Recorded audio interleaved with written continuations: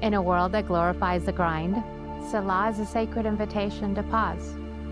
Every other week, you'll find space here to slow down, listen inward, and remember who you are beneath all the noise. Through guided reflections, soulful conversations, gentle practices, and story-led journeys, Selah, a deep pause, offers rest. Not an escape, not to repress, but as a way to come home. This podcast is for those standing at the edge of change. You know who you are. The seekers, the sensitives, the high-functioning feelers, those ready to honor the quiet and reclaim their own rhythm. So come as you are and exhale. Then exhale again and stay for the stillness. Welcome to Selah, a deep pause. I'm Laura and I'm glad you're here. So in the last episode, we talked a little bit about the wisdom of the body and those whispers and the shouts that guide us when we're not fully tuned in or not even aware that guidance is coming in. So today we're building on that theme by talking a little bit about what happens when we really start to listen.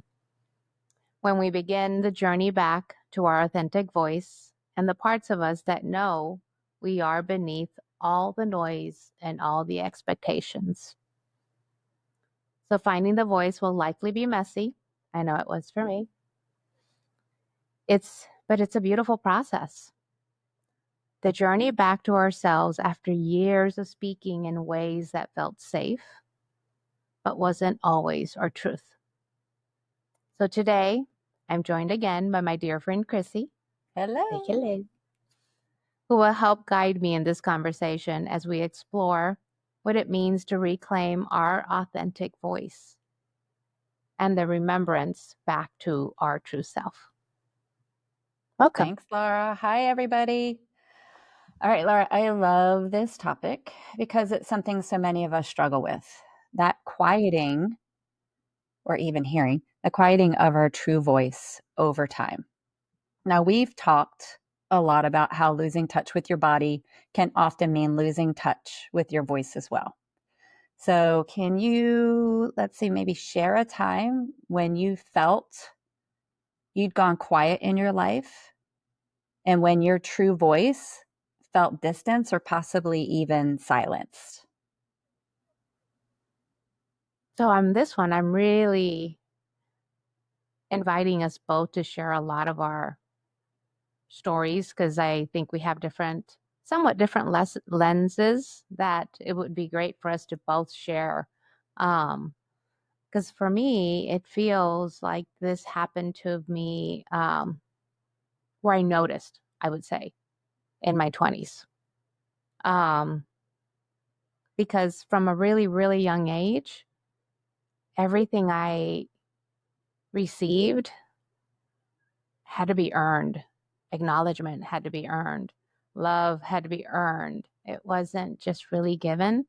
Because I was brought up in a home environment that was very, unfortunately, fear-based. Not because of, my mom or my family were bad people. It's just, it was all fear-based, right? It's like you had to show up a certain way in order to be accepted. And so I remember I had so much resentment for my mom, but I really now even see where it was her fear that made her push us and made us earn everything because she wanted her kids to be accepted when we went out into the world. So I came out with that programming. I don't think I really knew any of that until my 20s.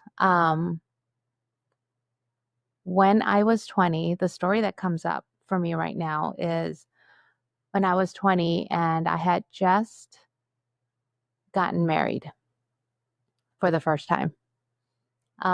This is 3 years after running away from home. So I had been living alone and I desperately wanted my mother's acceptance again as well. So I found a guy that really, this guy was my mother. I was like, I didn't know it at the time, but this guy was my Can mother. look back at that and see that, huh? You're like, oh my God. Um, and uh, and I remember this is me going back home for the first time after 3 years and taking this guy home to meet her.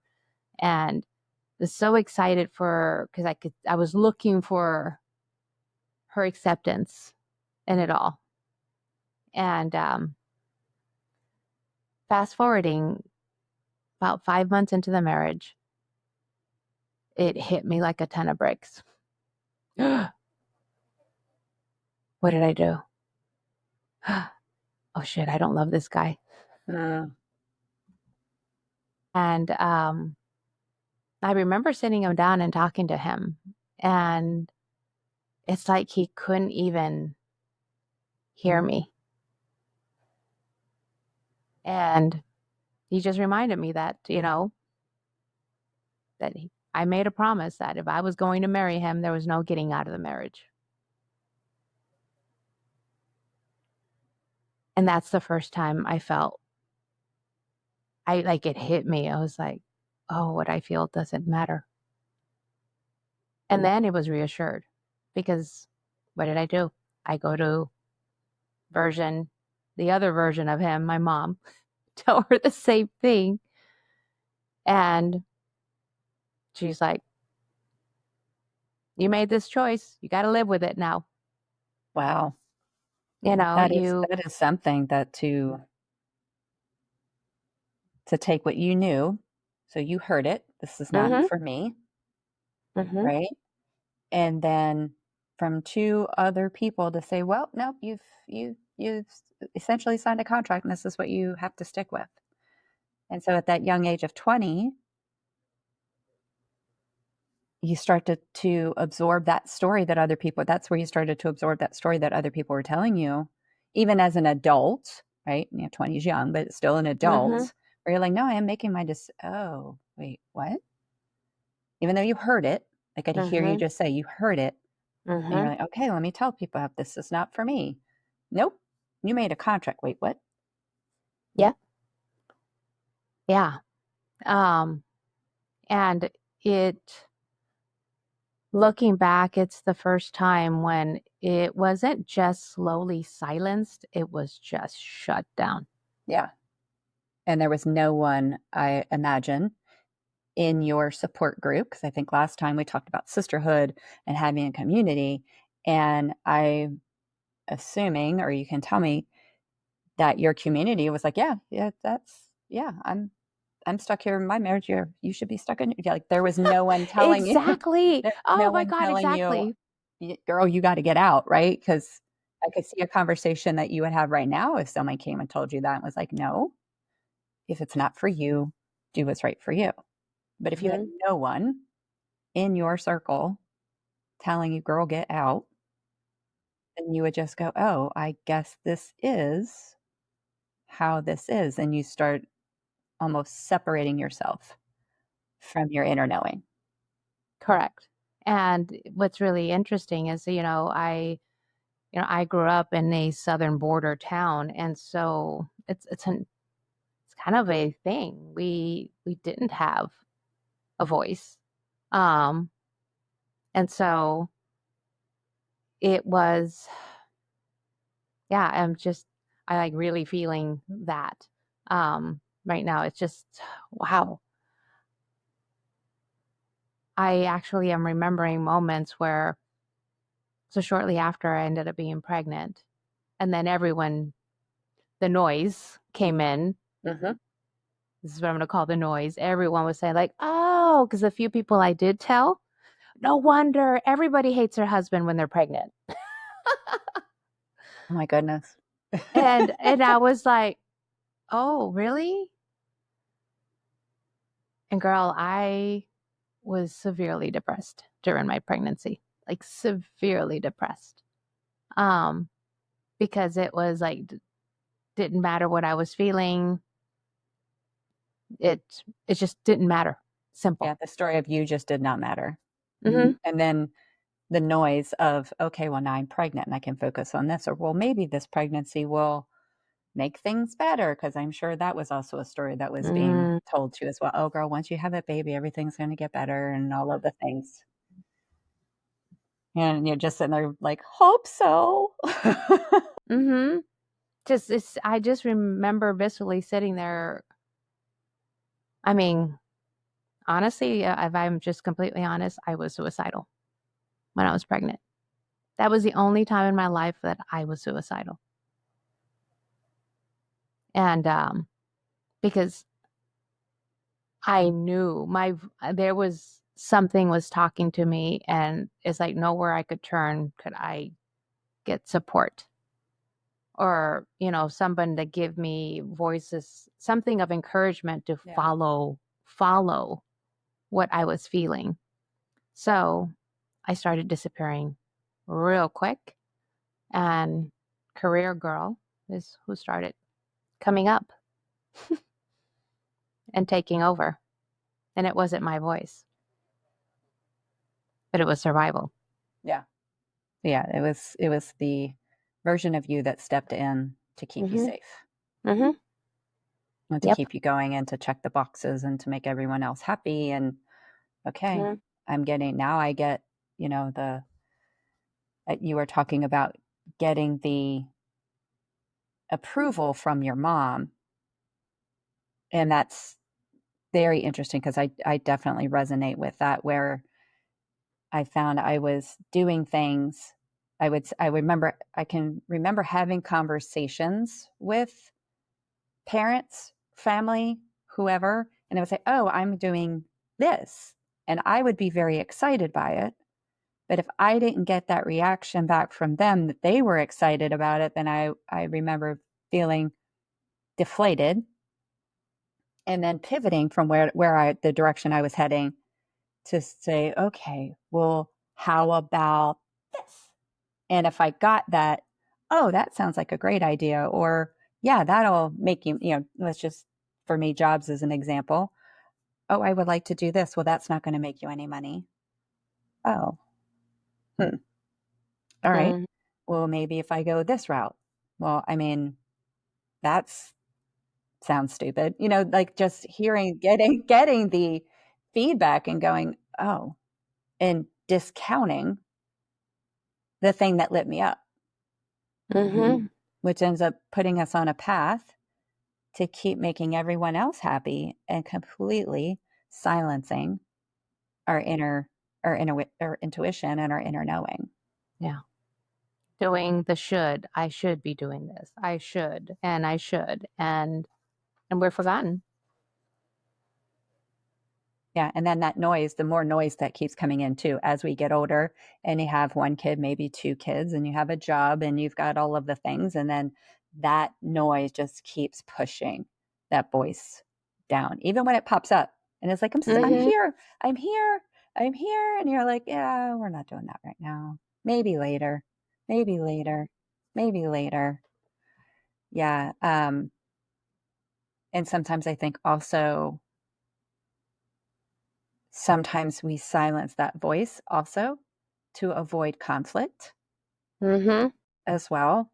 Even Yeah. if it's no, I know I have, I feel pulled, and I know you very well. You use language like being pulled quite a bit. So I would imagine when you were younger that there were pulls, and if you were Mhm. having conversations with people who weren't available to hear it, then you just didn't even bother speaking.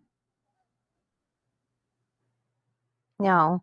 And so for me, honestly, I was reflecting on what we were going to talk about, and there was a lot of things that you know I call them your tribal spells, right, from your family. Is and even my husband last night and I were talking, and he was reflecting back to me. He's like, Laura, you did not. Um, there was career girl was very driven and pushed, and you didn't mess with her, or but family. I wanted and craved acceptance, so much from my family. He goes, you didn't care if it caused conflict with us. You didn't care anything. He goes, it was like you didn't, it was always about keeping the peace. I don't want to Keeping the upset peace with your my family, your my family. brothers, my mom and my brothers primarily. It was like, keep the peace. It's like, let's not disagree. And so it shut me down for a very long time. And that And impacted your husband and your kids how? If you are always trying to keep the peace on that side, oh what my did that gosh, do for your kids and Tim? mm, a lot of resentment, a lot of resentment. Mom didn't have their back. I didn't have my husband's back. Um, they were being taught that their voice didn't matter either. Mm. So You in know, keeping the peace with your mom and your siblings, I'm imagining then maybe there's control of your children and your husband to behave a certain way so that it wouldn't impact or cause waves with your mom and your siblings. correct, correct. That is a lot, and that's very exhausting as well, trying to walk Mm-hmm. that tightrope of keeping everyone happy and keeping Mm-hmm. that tight control Yeah. on all of those people. Yeah. Mm-hmm. It's a Yeah. And lot. and what's really when you look back and you move through some of these things, what's really interesting is like it's all comes from a good place. It Mhm, all comes yeah. from love. Mhm, It's just fear based. mhm. And it's not love for yourself at all. No. There No. was I imagine Laura had absolutely no say in these conversations because if you were so worried about everybody else and how they're acting and how they're interacting together that the space for you Mm-hmm. probably didn't even exist. No. No. And you met my daughter Brandy. She's spunky, and so like that fiery little girl just was constantly criticized, you know, when she was just being her. I think that's what I love about seeing my granddaughter now because now my granddaughter gets to be who my daughter wasn't given the opportunity to be, which is just a firecracker, man. A Yes, he very is. vocal firecracker. And now I see that and I'm just like, go, baby, go. There's like, I don't want to, that's who she is. Yeah. Yeah, it is amazing as you start to listen to yourself, see the patterns, recognize what the past was and how it happened, how you allow others to just be Mhm. instead of trying to contain them and control them. Correct. Yeah. Because all the emotions you're feeling are, well, you and I have learned over the years now is that the feelings I'm having here are rising up in me. Not because you're doing that. Yeah, you may be, but there's still emotions rising up in me. And um, I think a lot of us grew up in a space where, Hmm. you know, no one was taking responsibility for their own emotions. Yeah. Um, so for me, I was just like, so how do you begin to even have those choosing your voice, choosing what you're feeling? And I wish it was different for me, but it wasn't. I had to hit these, there were moments of eruption for me Yeah. because, and then those moments of eruption, the courage that you wish you had all those years finally just erupts out of you and you speak up and shifts change. So for me, it's my very first eruption was 29. Um, at 29, and it, man, it just snuck up on me. It, I went from not wanting to cause ripples with my first husband and not, being afraid of the tempers because I was surrounded with people with tempers. My ex-husband had a temper, my mom had a temper, my brothers had tempers. And when I finally hit this point, I just erupted overnight and I was out of town. I had all I had these beautiful people, you when your body's getting ready, it's amazing how Mm-hmm. it attracts igniter fluid. It does. It does. uh, so I was on a business trip, and then all of a sudden, I'm partnered up with this man and this woman, and during your breaks, they're talking about their personal life, and they had both just gotten out of these 20+ year marriages, and they were so happy and they were talking about all the freedom they had found in their space and I mean with their being free and I'm literally sitting there and I am getting so triggered. Part of me's like, Laura, just get up and leave. I don't want to hear this bullshit. I literally didn't want How to do hear they get that that? And I bullshit. don't, I can't have it. Exactly. And I was like, ugh. But I something told me to stay. And those conversations ended up leading to them looking at me. And I mean, just even saying right now, I almost see their faces just looking at me. And, and I hit that, like, I need to get out. And it wasn't like tomorrow. It was like now. And like all of a sudden, hearing them just ignited something in me that gave me the courage. And when That, I flew that home, gift of possibility. yeah.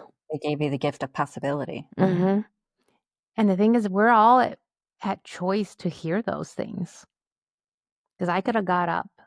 Because let me tell you, their conversation was triggering, but it was trying to ignite something in me to finally listen to my voice. And thank God for them. Because I came home, and let me tell you, I did not hesitate. Right out of the plane. He picked me up, walked in the front door. I turned around and I said, I am leaving. And for the first time, I wasn't scared. And he felt it. And then you do those things and then you go and you get free, but then again, then the noise starts coming in. Mm-hmm. Again, it doesn't fail. Outside noise starts to come in again. Because it just exists. And so as we do this, it's not that we're not going to stop having the outside noise. It's like, as I look back, it's the muscle to, can you hear your own voice? And it's a journey back to your own voice. Because I almost feel like part of me disappeared yet again, but I did create space for this new version of me that did come out and was, stronger, that did have more of a voice. Um, but then my next phase was to learn to not not succumb to all the noise outside of my own voice. And that took Take, me another 10 years. take a pause. So Yep. I have a question for you. When you were sitting at this event with these two people, do you happen to remember where, because you said it was really uncomfortable, do you happen to remember if you felt that in your body at any time? Oh, yes. Yeah. Oh, yes. I mean, I was having emotions in my body. I was having flare ups in my body. I mean, it was viscerally uncomfortable. Yeah. And so I wanted to ask you that because I think because we're so numb to hmm what's happening in our bodies, that you, so it came up and you felt it, and immediate response is to run, which I think that's many of our, like, I don't Mhm. like any of this Mm-mm. and I should go. When you were at this event and you this couple is talking about, their freedom now, they've gotten divorced, and you are viscerally feeling that, and your want is to just run away. Yet you heard it and you chose to sit in the discomfort of it and just move through that to see what was on the other side. I think that is amazing because I think that's where we can get very lost in the I don't like this. Our initial gut reaction is to flee Mhm. because we move away from things that are uncomfortable. We don't sit in discomfort. And it's sometimes sitting in that discomfort has more to teach us than the running away. Always. Yep. Always. And that's one of the things I've learned over the last few years is I don't like any of this. I don't and I know that that is my way through it Mhm. rather than trying to just turn it off, run away, fix it, whatever it is to let me sit through this because it's in theory it's going to end at some point. If I sit in it, what am I learning from it? Correct. And I I don't know if I had ever done that before. Um, and I literally remember it was like something just told me, just sit here. So that's really when you just started. It's almost like because you didn't have the other regular outside forces that Mhm. you just they weren't jamming up the frequencies. Correct. I was far away from home. Um, no voices that I knew. I was with complete strangers. And so yeah, there was no disruption. Yeah, and I imagine also if you had had someone with you who was from your regular circle who had just if you felt uncomfortable and you said you felt uncomfortable, be like, "Yeah, let's go." Yep. Oh yeah. Oh, that resonates so much when you say that. Exactly. Yep. Like, "Yeah, we should go. This is." I don't know if they're talking about, This is just stupid. yeah, this is stupid. This is stupid. Whatever these people are, smoking, we shouldn't be listening to them because the way we're doing it is the right way. But here, this couple comes with this possibility of, I mean, these guys they made a contract at one point in time, both of them made a contract at one point in time, just like you did. They went into that contract of marriage and they got divorced because they felt it was the right thing to do for them. And look how happy they are. Hmm. So Yeah. this is possible for Yeah. me. It was like the universe literally brought these two individuals just to be and show me where they're at. And it,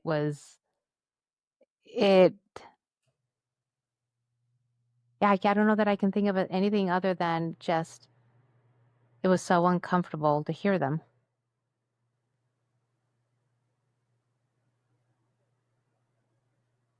And yet somehow I did. I just sat there and listened. And then that was really kind of that spark that ignited the flame. That's almost, it sounds like that's where you start to listen in Yeah. a little bit more. And Yeah. then when you made your decision, trusted yourself with that decision and moved forward with that decision, that's when also you started to lean into trusting yourself You know what? a little bit at a time. Yeah. Well, and actually, what's really my biggest aha from that whole experience was when I came home and the amount of courage that I had.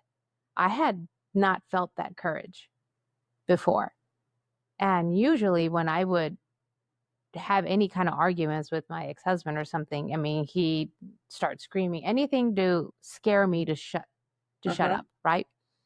Um, and this time to see that he could feel where I was at, my conviction, he could feel the courage. There was a frequency that he felt that for the first time, he literally dropped to his knees and didn't argue with me, didn't fight with me.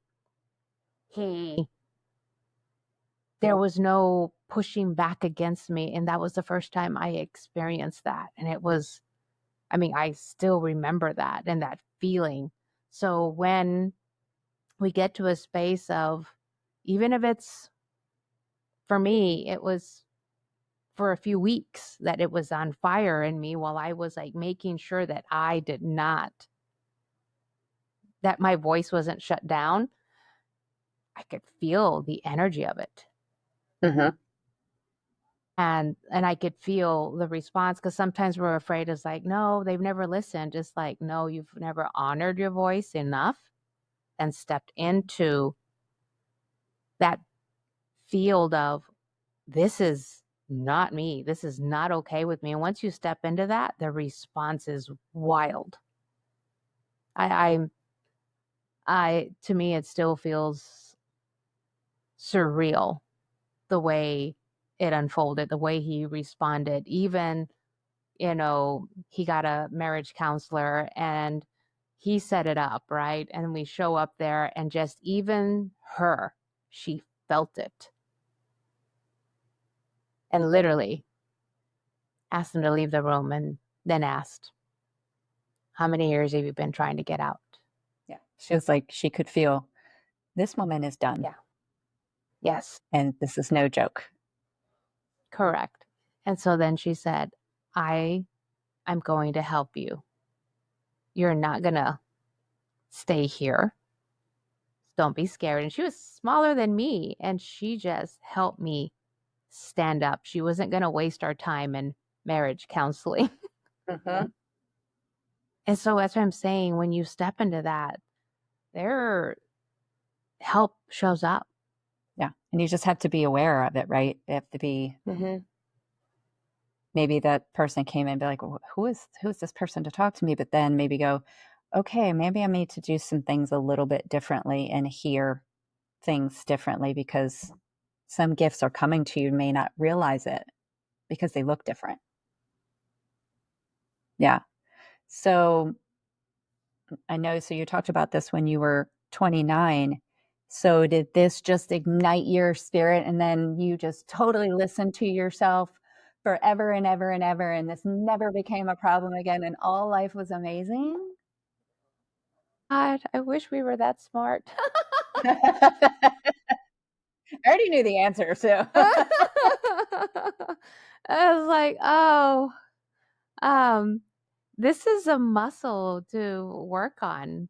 No, I got the push and the courage to completely change my current situation.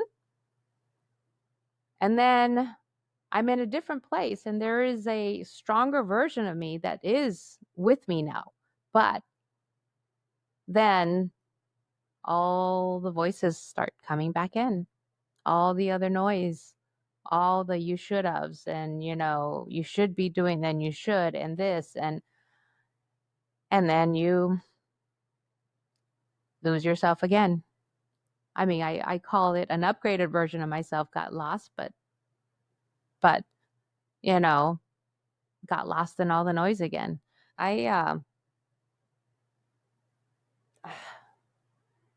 it's wild. It seems like every 10 years I have this, like, I would hit a point of like enough and I'd have a big rupture.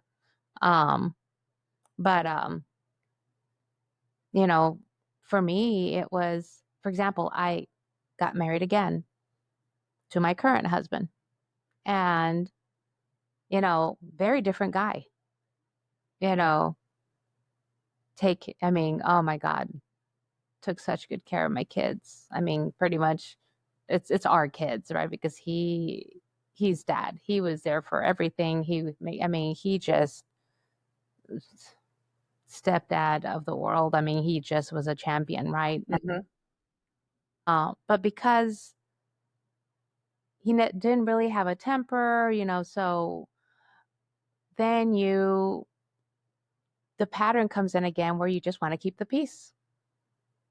So he had behaviors that I didn't like, right? Or that triggered me, or, and then, I mean, we were just talking last night and we actually both got teary eyed because we're like, we did not know how to communicate. So it was him too, right?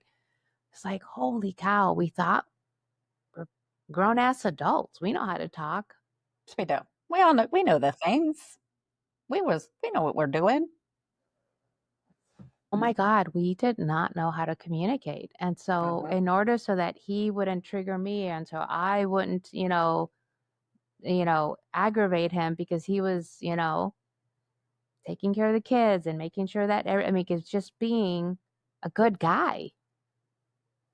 And that keeping the peace Mhm. part is really, I mean, that is something in and of itself where we're just like, I Mhm. just don't want disruption because I think there's so much going on in all of our lives that when we come home, especially, we're like, I just want things to go nicely. And to Yes. do that, we conditioned each other Mhm.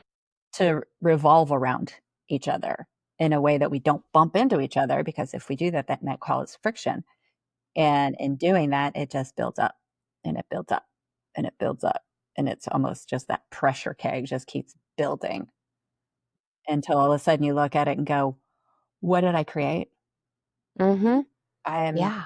I'll speak for myself. I'm miserable. What did I create? Mhm. Yeah. And the resentment that's there Hmm. and like in my I have a good guy. Everybody would see, oh my God, Tim and Laura, Hmm. wow, they're such a great couple. And yet why did I have all this resentment underneath? Yeah, I've heard So you use much. the words that you were living a life that looked good on the outside, but just felt, I'm going to use the word hollow Yeah. on the inside. Mhm. And then when you started to realize that, where did that take you? Mm. When that had started to get really uncomfortable, I had already been on this since leaving my first husband. I had already been on this whole like starting to search, but um I started seeking, you know, looking for things like Tony Robbins and looking for anywhere where I could learn because I could feel the discomfort in me rising again. Hmm. Like sitting in my office, which I worked 24/7. I did not know how to stop working. I couldn't go on vacation because that was an inconvenience. I have to stop working. It was my addiction was work because in that addiction, I didn't have to feel. Hmm.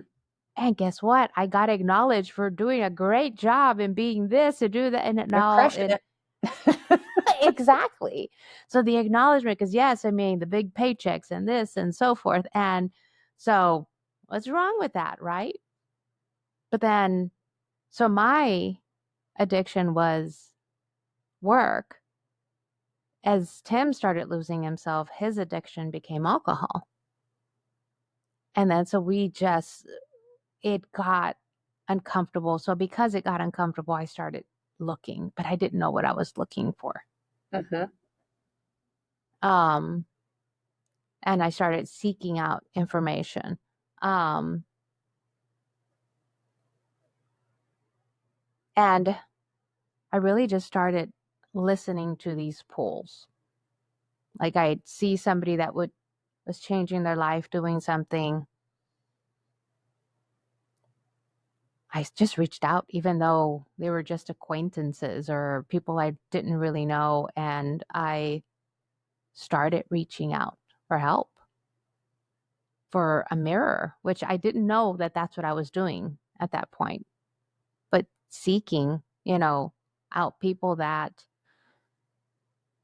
were looking to change something in their lives.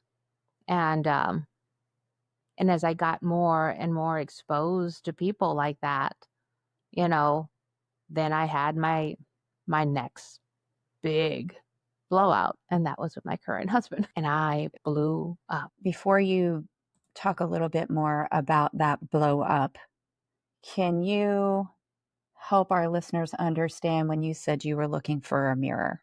What does that mean? Okay, so a mirror is somebody that is living by the same rules, doing all the right things, somebody that um kind of feels like, oh, this person can see me. And you start having these conversations that just give you a different perspective. That when they say something like you for the first time, because you're not talking weather, you're not talking, baloney, you're not talking, how do I achieve the next goal? You're literally talking about, you know, what you're feeling. You're going deep. So for me is that is like where you're having a conversation and I'm looking at you, you're looking at me, and you're seeing more than what you normally see.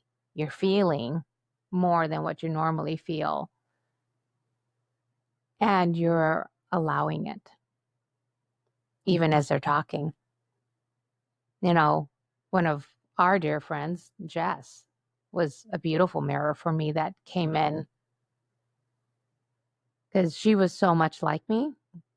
She was in real estate, she was an achiever, and she started seeking that stuff. So I seeked her out. And then when we would sit down and talk, it was like, oh my God, like she was not just sitting and talking to me, she could see me. And her words were landing.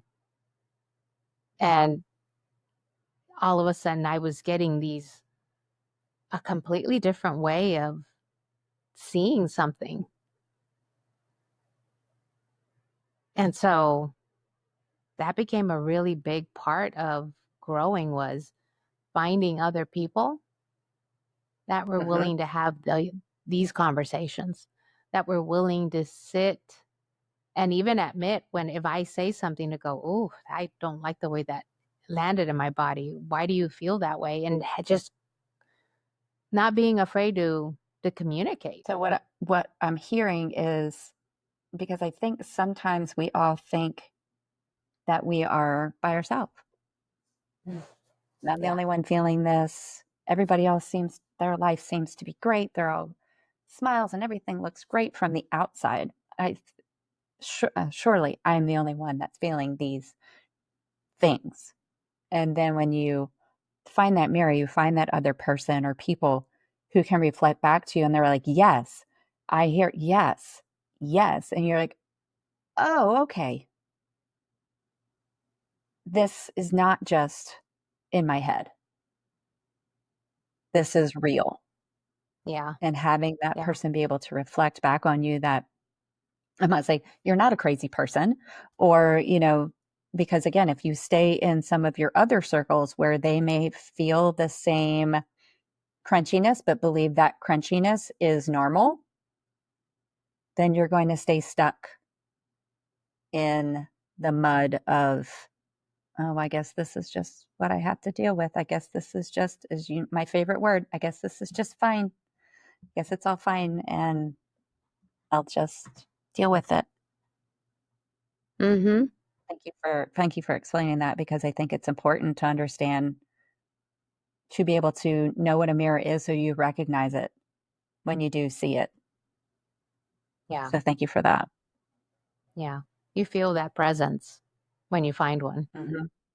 Yeah. So Laura, I think everyone would love to hear more about this disruption that occurred with Tim, but we're going to save that for the next episode. So everyone, you'll just definitely have to tune in for episode number 4, and we'll definitely learn more about that story. But what I'd like to do as we start to close out this episode, Laura, if you could talk to us about as you start to show up differently, right? Because as you start to listen, and as you start to step into your own agency and start holding new boundaries, you show up differently. And so could you talk a little bit about what that looks like Mm. for everyone else who expects you to show up a certain way, and now this is a new version that they're dealing with? Yeah, that's where mattering really starts to kick in, because as you show up differently, as you now choose something different, respond differently, feel differently, take a moment to go, nope, that's not for me. It triggers your tribe. And what I mean by your tribe, it's the people that you do life with. Because there is a pattern that we all relate to. And that pattern, as long as everyone knows the rules of the pattern, we all get to stay and ignore our discomforts. And so when you are no longer playing by the same rules, um, the people you do life with will have a different response. And that is a big invitation from the universe, is the way I see it, to this is a time when you have to choose you. For me, my family was the first to pull away. We couldn't relate. Um, I remember at one point my brother telling me, you have forgotten who you are. Mm. I was like, no, I know exactly where I came from. Um, I'm remembering, and I'm also going, like, asking questions of, like, no, who am I? I am actually on a journey to find out, like, who am I really? And that was a really hard time, because friendships, okay, I guess I could see that coming. Friendships your circle starts falling away. And so you're now having to attract people that are going to support you. It doesn't make people bad. It's just that you're now attracting, as you're choosing you're attracting people that can support you in your next phase. And so people that you care about start falling away. Um, and I also carry hope that it can maybe sometimes circle back, because I've started seeing it happen, actually. So, um, but that's literally part of it, is like, will you continue feeling into what you need, choosing you, not shushing your voice, um, even though the people that you've been doing life with are going to be uncomfortable, Uh-huh. and they're going to be triggered, and they're going to fall away. Yeah. And can you sit in the discomfort of all of that? Because Hmm. it's really uncomfortable, and your strongest muscle is going to want to come in and make everybody comfortable again, but everybody's really uncomfortable. Hmm. And that's really hard to sit with, and it's work. It takes work. Yeah. And you start to question yourself Hmm. and all of it. So it's hard to choose you sometimes. It is. It is. We're very conditioned to make sure everyone else is Mhm. okay. And putting yourself first is But Normal. Mm-mm. But But we don't do now, normal. no, but and now we can talk about, like, look at us. Look at us now. We were around each other a lot for a lot of these phases of our life, right? And now, because we're choosing us, we're actually becoming these walking invitations for other people to look and go, "Oh, I can choose me too." I'm like, "You better believe you can." And Yeah, the so, gift of possibility. Mhm. mhm. So I'm just so glad that I'm just so glad where we are today. Yep. Same. Wouldn't change it for anything. Mm-mm. It wasn't fun. It wasn't easy, but now we're reaping the rewards.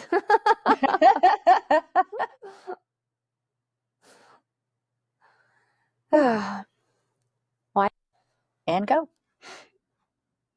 okay, so as we close today, I'd like to share a closing statement, just to sit with and feel.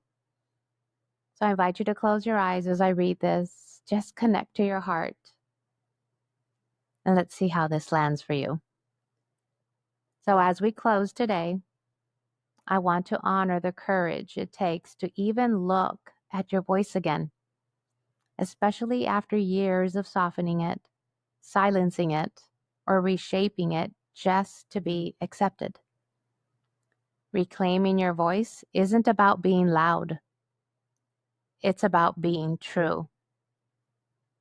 It's about remembering the sound of your soul, raw, honest, maybe trembling, but real. So this week, I invite you to notice, where have you gone quiet to keep the peace? And what would it feel like to let your truth rise, even if it's just a whisper, for your own ears to hear? The world doesn't need you louder, it needs you to be more authentic. And the journey home begins with one brave, deep breath. One word that is finally yours. That is so good, Laura. Thank you for that. All right, everyone, thanks so much for joining us. Make sure you join us for the next episode where we'll continue with this topic of choosing you. And if this episode resonated with you, make sure you share with a friend and make sure to follow and like us. And we'll see you next week. Bye, everyone. Thank you for pausing with me. May what you heard settle gently in your body and stir something true within you. If this episode spoke to your soul, please subscribe and share with someone else who might need this pause as well. Until next time, come as you are, take a deep breath, and stay for the stillness.